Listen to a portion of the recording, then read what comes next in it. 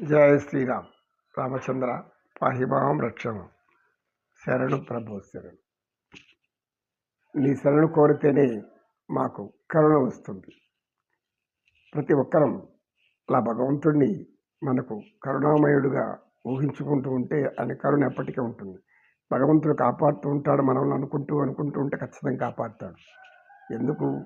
భగవంతుడు మనలో ఉన్నాడు, అందరిలో ఉన్నాడు. దైవం మానుష రూపేణ. నిస్సహాయ స్థితిలో ఒక భక్తుడు బాధపడితే వేరే ఒక వ్యక్తి రూపంలో సహాయం చేస్తాడు. ఇది మనకు అనుభవంలో ఉండేది, అందరికీ అనుభవంలో ఉండేది. సహాయం చేసిన వారిని మర్చిపోకూడదు. సహాయం చేసిన వారిని జీవితాంతం పెద్ద ఆయన గ్రామ పెద్ద వచ్చాడు. అయ్యా, ఇప్పుడు కంసుడు మరలా ఏం పన్నాగం పన్నాడు? ఆయన కంసుడిది ద్వంద్వనీతి. అంటే ద్వంద్వనీతి అంటే ఏమి? ఆంగ్లేయులు మన దేశాన్ని పరిపాలించినప్పుడు దీనిని విభజించి పాలించడం చట్టం చేస్తారు.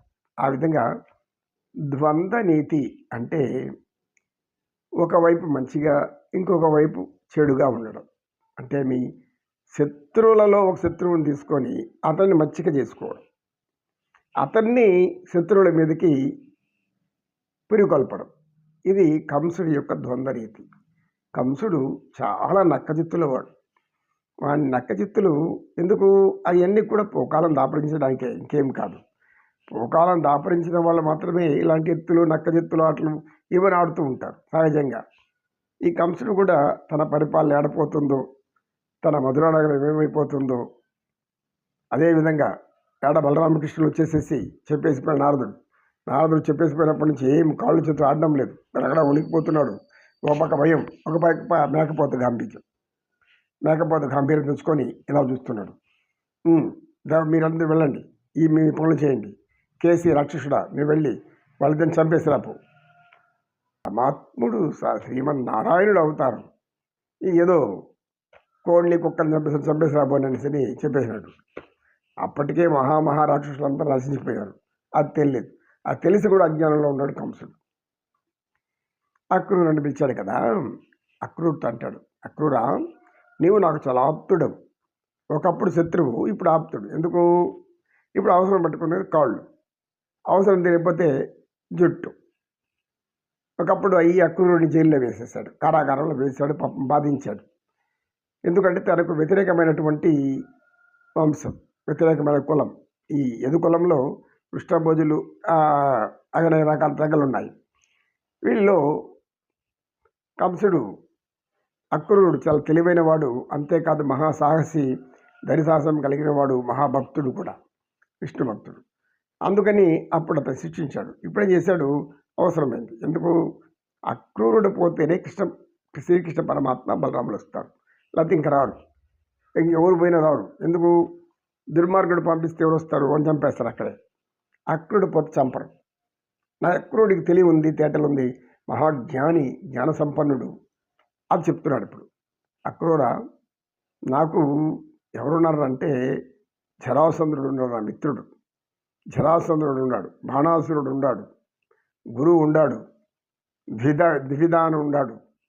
వీళ్ళందరూ భయంకరమైనటువంటి భీకర రాక్షసులు. వాళ్ళని పంపిస్తే ఎంతసేపు కాదు. కాకపోతే నేను ఎందుకు అర్థిస్తున్నానంటే అక్కడికి వెళ్ళి మనం ఏం చేయలేము, ఇక్కడికి తీసుకొచ్చి వాళ్ళు ఏమైనా చేయొచ్చు. కనుక నీవు రాజకార్యం తలసగా వెళ్ళి తీసుకురా అని చెప్పంటాడు. ఏ విధంగా కంసుడు ఈ విధంగా దుర్మార్గ దుష్ట కార్యక్రమాలకు లోపల కుట్రలు కుతంత్రాలు చేసుకుంటూ ఉంటాడో, ఇదంతా కూడా అక్రూరుడికి తెలియదని కాదు, అక్రూరుడికి తెలుసు. ఎందుకు? మహాజ్ఞాని అతను మహాజ్ఞాని. ఇతను చేసే కుట్రలు కుతంత్రాలు అన్నీ తెలుసు. అందుకే ఏమంటాడంటే, నాయన కంస, నీవేమో నన్ను పంపిస్తున్నావు, ఏమని నచ్చజెప్పి నా యొక్క తెలివితేటలతో, నా యొక్క ధీరత్వంతో, అంటే నా ధైర్యంతో, సాహసంతో నేను చాలా సౌమ్యంగా మాట్లాడి వాళ్ళు తీసుకురామని చెప్తున్నాను.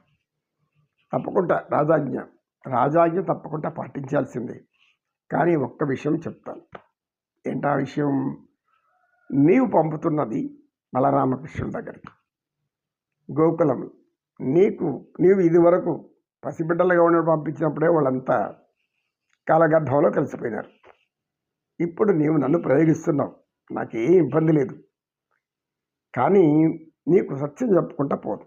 ఎందుకంటే బలరామకృష్ణుడు సామాన్య మానవులుగా తలుస్తున్నాం. యుద్ధంలో జయాపజయాలు దైవాధీనాలు. వాళ్ళు తీసుకొని ఎలాగైనా వస్తాను, కానీ ఆ తర్వాత ఏమవుతుందో నువ్వు ఊహించుకో, నాకు తెలియదు, నేను చెప్పను. నేను నీకేమవుతుందనేది నేను చెప్పను, నీ యొక్క ఊహకే వదిలేస్తున్నా. తీసుకురావడం అయితే నా వంతు, ఫలితాలు మాత్రం నా చేతుల్లో లేవు. అది ఫలితం ఎలా ఉంటుందో తెలియదు, అదంత భగవంతుడికే తెలుసు, ఈశ్వరుడికి తెలుసు. సర్వేశ్వరుడే ఆ ఫలితాలను ఇస్తాడు. కనుక నువ్వు ఈ చెప్పిన కార్యం, నన్ను చేయమన్న కార్యం, ఇది చాలా దుష్టమైనది, దుర్మార్గమైనది. ఎందుకు? వాళ్ళెవరో తెలియకుండా పంపుతున్నావు. వాళ్ళకు నేను శత్రువు అయిపోవాలని నీకు కోరిక ఒకటి. వాళ్ళు చనిపోతే మాలాంటి వాళ్ళు కూడా చంపేస్తాం, నాకు తెలుసు. సహజంగా మనం చూస్తుంటాం కదా, ఎవరన్నా ఒక వేగులు, ఈ సిఐడిలు అట్లాంటి వాళ్ళు, ఈ వేగులను రహస్యాలు సేకరణ తెచ్చేవాళ్ళు. ఒక రహస్యం తీసుకొని ఎత్తపోయి చెప్తే వీడికి రహస్యం తెలిసిపోయింది, కానీ వీడు బతుకుంటే ప్రమాదం అని వాళ్ళని చంపేస్తారు. పూర్వకాలం రాజులు అలా ఉన్నారు, దుర్మార్గులు, దుష్టులు. వాళ్ళు ఎవరిని చంపడానికైనా వాళ్ళ పదవి కోసం, వాళ్ళ రాజ్యకాంక్ష కోసం, వాళ్ళ యొక్క ఆనందం కోసం, వాళ్ళ కుల వర్గం కోసం కంసుడు తన కులం వాళ్ళని, తలం వాళ్ళని ఈ యొక్క పదవిని అలంకరింపచేసి తన వారిని అందరినీ కూడా మధుర నగరం పరిపాలించాలనేది కంసుడు కోరిక. అది నీచమైంది, నికృష్టమైంది. ఎందుకు? రాజ్యం అన్నాక అనేక వాళ్ళు ఉంటారు, అనేక జాతులు ఉంటారు, అనేక మతాలు ఉంటారు, అనేక కులాలు ఉంటారు. నీవు నీ కులాన్ని మాత్రం ఉద్ధరించుకోవాలనుకుంటే దైవ సంకల్పం, దానికి మనం ఏం చేయలేము. కనుక నీవు చెప్పిన ఈ పని నేను చేస్తాను కంస నాయన. ఎందుకంటే కంసుడి కన్నా పెద్దోడు అక్రూరుడు, వయసులో పెద్దవాడు, జ్ఞానంలో అమితమంత జ్ఞానం, నిత్యం పరమాత్మ భక్తుడు, శ్రీమన్నారాయణ భక్తుడు. శ్రీకృష్ణుడు జన్మించింది మొదలు ఆయన చూడాలనుకుంటుంటాడు, కానీ ఈ కంసుడికి భయపడి రేపలేకపోడు. పరమాత్మ శ్రీకృష్ణుడు జన్మించాడని తెలుసు అక్రూరునికి. సంతోషించడం వల్ల మహానందపడిన వాళ్ళకి అక్రూరుడు కూడా ఉన్నాడు, మధురానగరంలో ఉంటాడు. మరి గోకులంకి పోవాలంటే కంసుడు అనుమతి కావాలి. తెలియకుండా పోతే వాడు దుర్మార్గుడు, ఏమన్నా మళ్ళీ చెరసాలలో వేస్తాడు. ఎందుకు? పరమాత్మ యొక్క తల్లిదండ్రులనే చెరసాలలో వేసేస్తున్నాడు. ఎందుకని అక్రూరుడు ఒప్పుకుంటాడు, రాజాజ్ఞ తప్పకుండా నెరవేరుస్తాను, కానీ ఫలితాలు నా చేతుల్లో లేవు, నీ చేతుల్లో లేవు. జయాపజయాలు దైవాధీనాలు. కనుక నీవు దాన్ని సిద్ధంగా ఉండు, ఆ ఫలితాలను ఎదుర్కొనేదానికి సిద్ధంగా ఉండు అని ఒక్క మాట అంటాడు అక్రూరుడు. దాని అర్థం కంసుడికి బోధపడలేదు, కానీ అక్కడ ఉన్న మంత్రులకు అర్థమైంది, తెలుసు వాళ్ళకి కూడా. కానీ కంసుడు దుర్మార్గుడు, వాడు మాట వినక తప్పదు, ఏం చేయాలి అని చెప్పి ఆ తర్వాత కంసుడు రేపల్లెకు బయలుదేరాడు. ఇది నాయన. తర్వాత విశ్రాంతి తీసుకుని మరల చెప్పుకుందాం పరమాత్మని యొక్క లీలా వినోదాలు. ఆయన లీలా వినోదాలు ఎలా ఉంటాయో మనకు తెలియదు. లీలలు మాయలు నీ గుణ కథలు తెలిసిన వారే ధన్యులయ, బాగున్నదయా నీ మాయ. బలి బలి బలి బలి దేవా, బలి బాగున్నదయా నీ మాయ. ఒకరికి ఖేదం ఒకరికి మోదం, సకలము తెలిసిన నీకు వినోదం. లీలలు మాయలు నీ గుణ కథలు తెలిసిన వారే ధన్యులయ, కృష్ణం వందే జగద్గురుం, శ్రీకృష్ణం వందే జగద్గురుం.